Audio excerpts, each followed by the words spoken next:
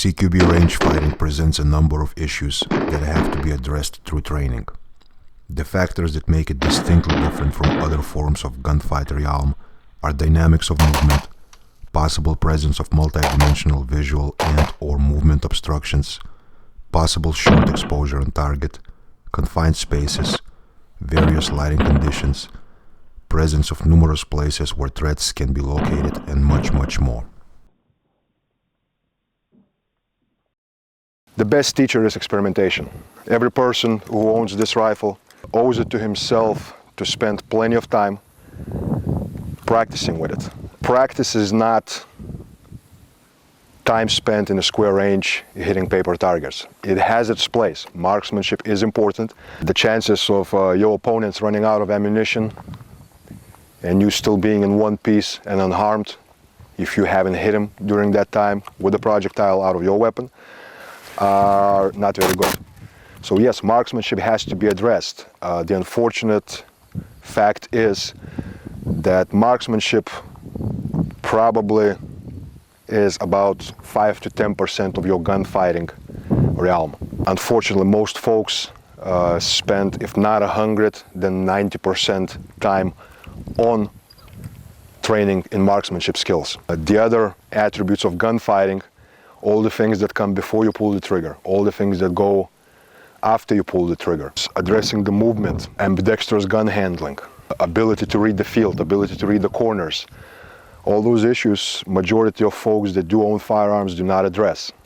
I submit to you that the fact that you have a firearm with you, on your hands, does not equal your ability to survive or prevail in the gunfight. If your only skill is ability to hit the target while it's not moving, and you have a good posture, you have established good biomechanical alignment, good sight picture, and you're very proficient at that, start spending substantial amounts of time and effort in training, addressing other issues.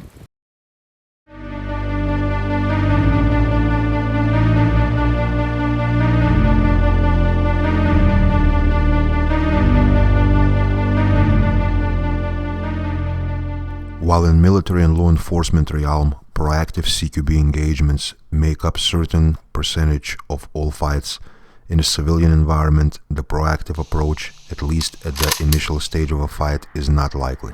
Having ability to react swiftly and correctly to an attack in progress has to be one of the main priorities of training. To use a firearm from ready position and to present it into ready position are two very different actions, especially considering that in order to get to the stage of using your firearm, it has to be presented fast while on the move. Numerous carry or pre-deployment positions for a rifle exist, and some of them are better suited for short-term pre-engagement stage, while others offer the attributes that make them better suitable for prolonged carry situations. Regardless of pre-deployment position of the rifle, the presentation has to be practiced from the premise that it needs to be quick, executed in dynamic motion, and be suitable for 360-degree realm. Marksmanship focus-based presentation methods have to be adjusted to account for the fact that, especially if performed in a static manner, the time frame is very compressed, and establishing suitable sight picture alignment is a luxury that may require more time than one may have. Due to that fact, at the distances out to 70 to 100 feet, the indexing of the weapon has to be practiced, whether it's core or limb-based indexing. If the situation provides for a luxury of aimed engagement and/or conditions permit such approach, not having a solid marksmanship skills can have negative impact on one's chances. Not having ability to very rapidly engage using indexing or intuitive or point shooting approach can mean that one will never get to the point of having a chance to utilize aimed fire. There are numerous methods of carrying the rifle in pre-deployment stages. There is so-called African carry, high ready, low ready, so numerous different positions and choices available. Personally, my preferred method, and a lot of folks in former Soviet Union and Russia carried the rifles this way while in patrol, while not being actively engaged in the fight, was a cradle position. Cradle position is probably the most common preferred position for carrying a K rifle in the environment where you're not per se actively involved in combat action, but there is a chance of unexpected hostile action at any time and point. In the moments where you may be certainly sure that action is not immediate, this is a really good position to have rifle in a relatively relaxed manner, allowing your body to rest, to relax, yet at the same time having rifle available to you immediately within a split second. The method used to deploy rifle into a ready position from this carry position, from the cradle position, is called skidovanie. There are numerous ways to practice and train where this movement becomes efficient through training, develop good biomechanics, good alignment, and solid structure. The traditional method used in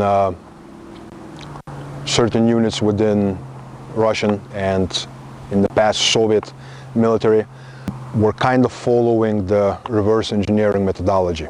First, you were taught to move, to understand the movement, understand the dynamics, and only then you were taught specific methods that were to be integrated into your movement as your training progressed.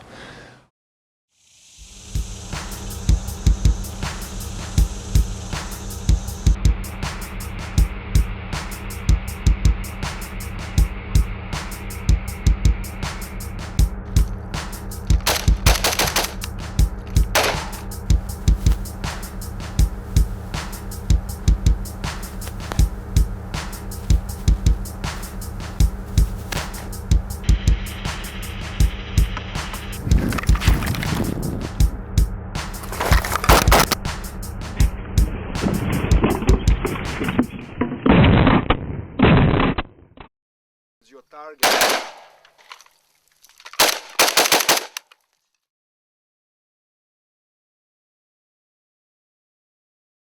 Deploying the rifle from cradle involves the support hand movement, projecting the front end of the rifle in desired direction, articulated by indexing it with support elbow and forearm, and trigger hand movement controlling the seating and elevation of the rifle. With enough practice, it can be performed just as fast as any other more conventional deployment method.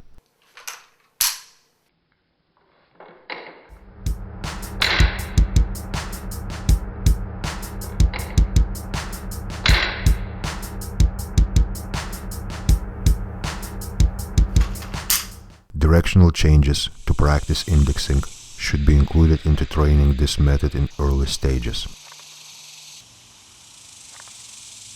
Good and accurate indexing of the rifle needs to be worked in context of movement and directional changes, as inline static indexing is the least likely possibility in real-life engagements.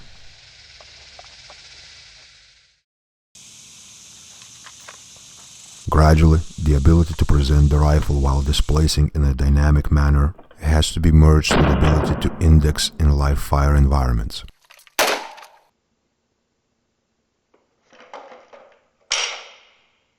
Basic live fire indexing and marksmanship training has to account for factors revealed in dynamic rifle presentation training, such as not creating excess tension that can have negative effect on ability to move, and not relying on being able to immediately establish and maintain sighted rifle alignment.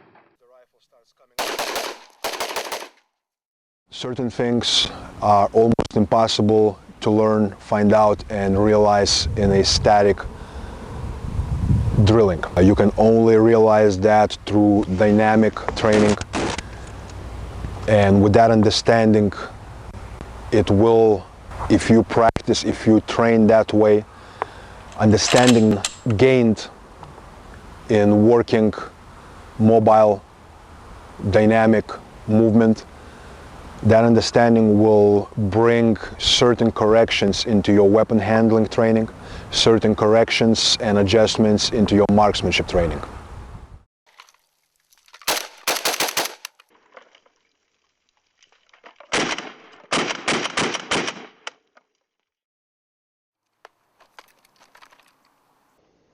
Gradually, all the attributes can and should be integrated into reactive rifle deployment drills, shoulder transfers, and attributes of manipulating basic rifle functions. Proactive engagement training, especially for civilians, should only come into play after establishing good reactive, dynamic engagement skills and habits.